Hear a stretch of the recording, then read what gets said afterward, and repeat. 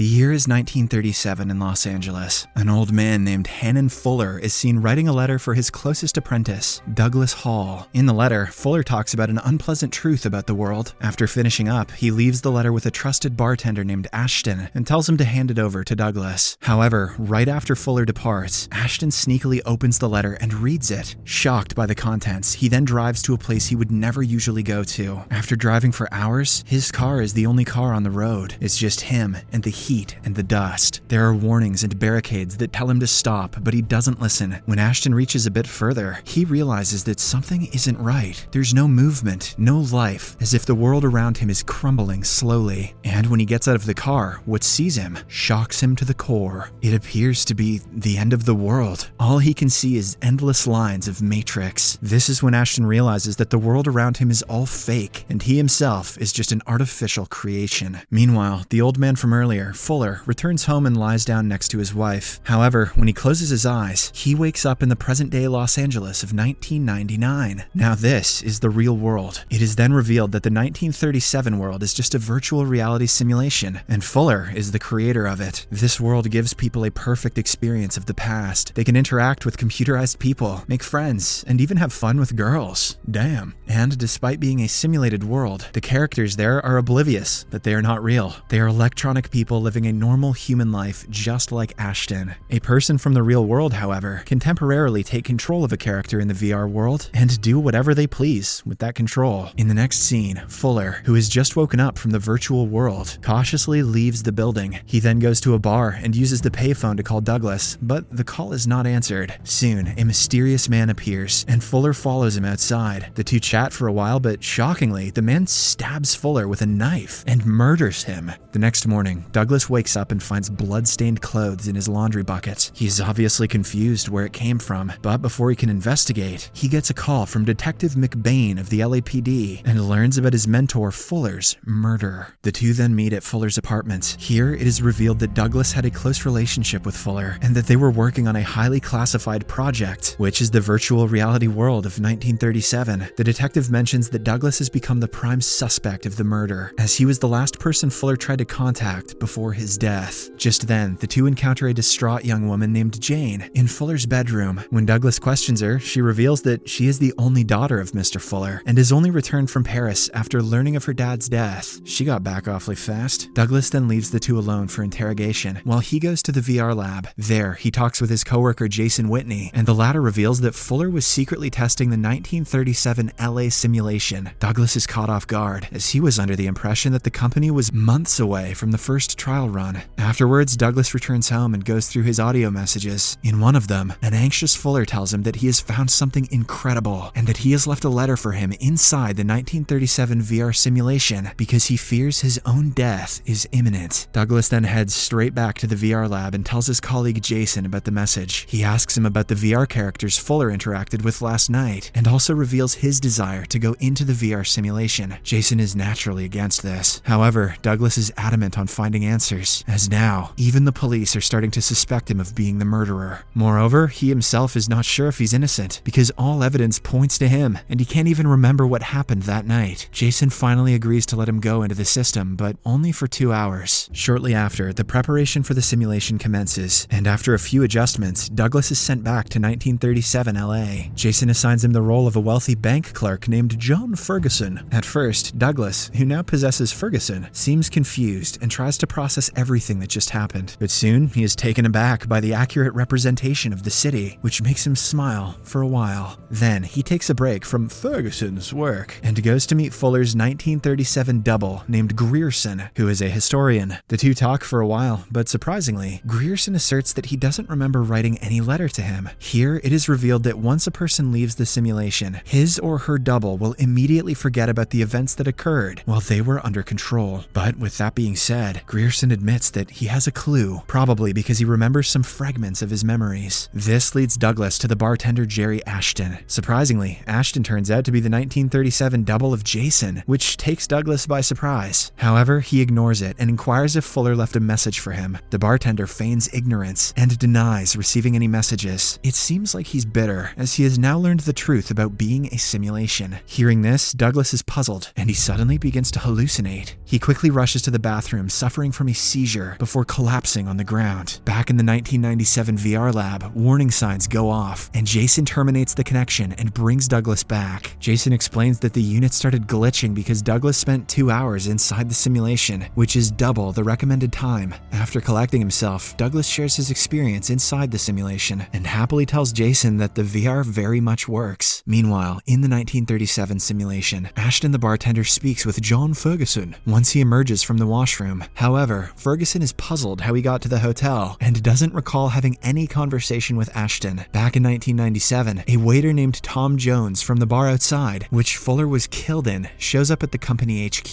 He speaks with Douglas privately and mentions that he saw the crime taking place. While the latter asks about the killer, Jones reveals that it was none other than Douglas himself. He then demands a large ransom to keep his mouth shut about the murder. Douglas is naturally puzzled, as he doesn't recall killing his own mentor. However, suddenly, something takes over him, as if he has become possessed. Douglas then attacks Jones with tremendous rage, prompting him to run away. At this point, he has become extremely confused and doesn't know whom to trust and whom not to. Later, Douglas takes Jane out for dinner and tells her everything. It's clear that the two have started to like each other, and Jane advises him to walk away from all of this before he gets hurt like her father did. Douglas thanks her for her concern, and soon the two start dancing. One thing leads to another, and the two start making out. Following the romantic dinner, Douglas returns home, and later that night, several police officers storm into his place and take him to the station on suspicion of the murder of Tom Jones. Detective McBain reveals that Jones came to the police station and gave a statement claiming he saw Fuller leaving with Douglas on the night he was murdered. However, Jones was brutally murdered last night. The damning evidence is enough to keep Douglas behind bars, but the very next morning, Jane arrives at the station and bails him out. She even vouches for Douglas, saying that he was present with her during the time Jones was killed. Jane is sure that Douglas is innocent, but he feels that just because he doesn't remember anything doesn't mean he's not the killer. Searching for answers, Douglas goes straight to the VR lab and teleports his consciousness into John Ferguson's body in 1937 LA. He then goes to meet Grierson, Fuller's VR double. It's late at night, and the old man doesn't want to talk, but Douglas promises to reveal why he sometimes wakes up in unknown places if he comes with him. Shortly after, the two go to the Wilshire Grand Hotel, and Grierson reveals that in the last 3 days, he's been having strange memory flashes, where he finds himself at the hotel time and time again. Hearing this, Douglas becomes happy, and he pressures Grierson to recall if he gave someone a letter or a note. After much effort, the old man finally remembers giving a letter to Ashton, the bartender. However, before Douglas can make his way to the counter, Ashton runs away. Douglas chases him to the basement and eventually confronts him. Unfortunately, Ashton pulls out a gun and demands to know what's going on. Douglas pretends to know nothing, but Ashton tells him that he noticed Douglas switching places with Ferguson. He also reveals that he read the letter left by Fuller. Ashton knows that he is an artificial creation, and the world around them is not real. To see for himself, following the instructions on the letter, Ashton drove to a place he would never go to otherwise. To his shock, after reaching a certain point, he found out that there was no life. It's simply a computer simulation. Sounds like Ashton's been getting into the bath salts. Douglas is puzzled as to why Fuller would write to him about the limitations of simulation, because he already knows them. But before he can say anything, Ashton threatens to kill him for messing with people's minds and tries drowning him in a pool. Douglas fights for his life, and in the VR lab, his real self can also be seen convulsing. Luckily, Jason arrives in the nick of time and brings his friend back from the simulation. Douglas is shaken up by the incident and declares the project a mistake. He then announces his decision to shut it all down, much to the dismay of Jason. Following this, Douglas goes to meet Jane at her hotel, but learns that she has already checked out. Detective McBain, who has also come to meet Jane, approaches Douglas and reveals something shocking. He claims that according to his research, Fuller doesn't have a daughter, and that there's no woman named Jane Fuller in the US or France. After a while, Douglas bribes the hotel driver to obtain the last address where he dropped the woman, who claims to be Jane Fuller. There, someone directs Douglas to a woman named Natasha Molinaro, the cashier at a supermarket. In a shocking turn of events, Natasha turns out to be the VR form of Jane Fuller, and she doesn't recognize Douglas or remember anything about the multi-billion-dollar Fuller enterprise. However, she admits that she feels a strange connection with Douglas. With this, Douglas finally unravels the shocking truth that his world, the 1997 Los Angeles, is also another simulation. This is further confirmed when he drives to a place where he would never have considered going otherwise, the end of the world. He discovers that beyond a point, the world becomes a crude wireframe model. Turns out that the letter which Fuller had left for Douglas was to explain that this world is also not real. Meanwhile, Detective McBain reaches Natasha's supermarket and confronts her for lying about her identity. But as expected, she neither remembers him nor understands what he is saying. This makes McBain realize that something is really wrong with this world, so he leaves to investigate further. Panicking, Natasha's real-life user, Jane Fuller, downloads into her again and contacts Douglas. She asks to meet him, promising to reveal everything. Shortly after, when the two reunite, Jane gets straight to the point and explains that there are thousands of simulations, but this is the only one that managed to create a simulation within itself. Exhibit must live here. The real world is actually in the year 2024, where she is the daughter of Fuller. She then reveals that it was indeed Douglas who killed the old man. However, she comforts him, saying that it's not his fault because he was being controlled by a user, her real-life husband, David. Jane reveals that her husband was a decent man when she first fell in love with him, but as time passed by, something happened to him. He began to use the simulation as his own personal playground, where he killed people for fun. Elsewhere, at the VR lab, Jason gets curious about the simulation, so he downloads into Ashton's body. Unfortunately, he ends up getting killed by a car inside the 1937 simulation. Because of this, Ashton's consciousness takes control of Jason's body. In the 97 simulation, the bartender is mesmerized by the new environments, and his strange behavior prompts the security to alert Douglas, who is in bed with Jane. Douglas quickly gets dressed and rushes to the lab. Upon talking to Jason, he figures out that it's not his friend, but instead the imposter bartender. He tries to engage in a normal conversation, but Ashton holds him at gunpoint and demands answers from him. Left with no choice, Douglas reveals that they are not in the real world, and that they are both products of a VR simulation. Saying this, he takes Ashton to the place where he was born, the computer lab. Although confused at first, Ashton starts liking the place, and even puts his gun down to breathe in the fresh air. Suddenly, Jane's husband David from the real world of 2024 takes control of Douglas and kills Ashton using his own gun. He then finds his wife at Douglas's apartment. Jealous, he attempts to murder her. However, before he can do anything, Detective McBain arrives at the scene and shoots him dead. It appears as if the detective has also realized that they are in a simulation. Before parting ways, he requests Jane to leave them alone once she goes back to the real world. The scene then cuts to the real world. It's the year 2024. David's death in 1997 simulation allows Douglas's artificial simulation to take over David's body in the real world.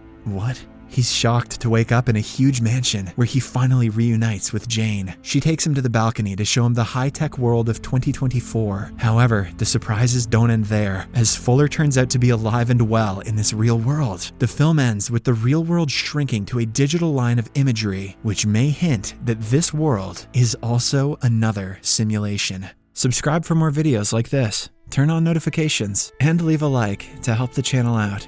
Thank you for watching.